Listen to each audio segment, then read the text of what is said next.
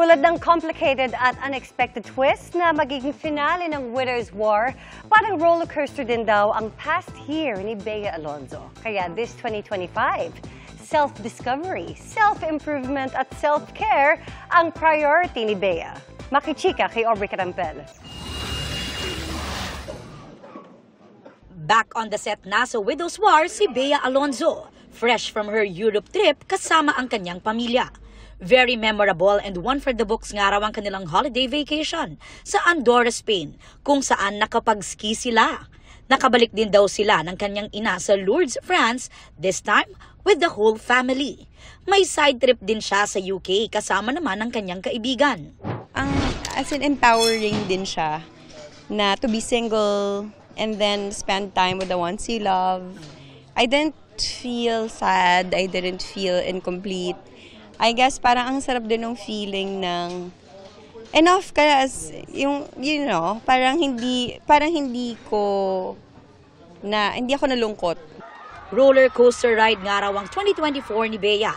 At this 2025, full of positive vibes ang kanyang minamanifest. 2024 was a very interesting year for me. A lot of challenges. Napakakulay ng 2024. But of course, it taught me a lot.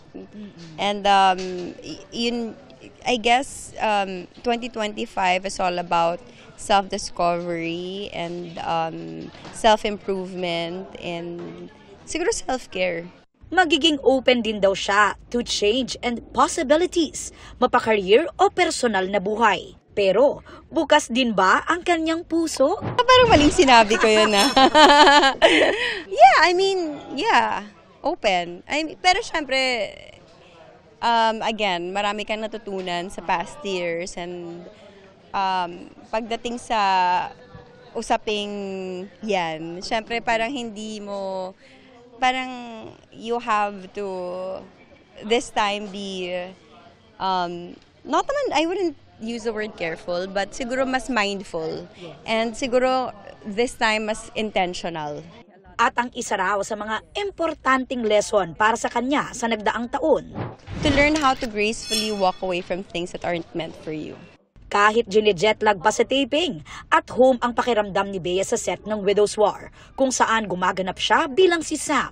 Wala siya sa final script reading, pero nabasa na raw niya ang script kung saan ni-reveal na sa cast ang Palacios Killer. Sabi ni Bea, complicated at unexpected ang kanilang finale.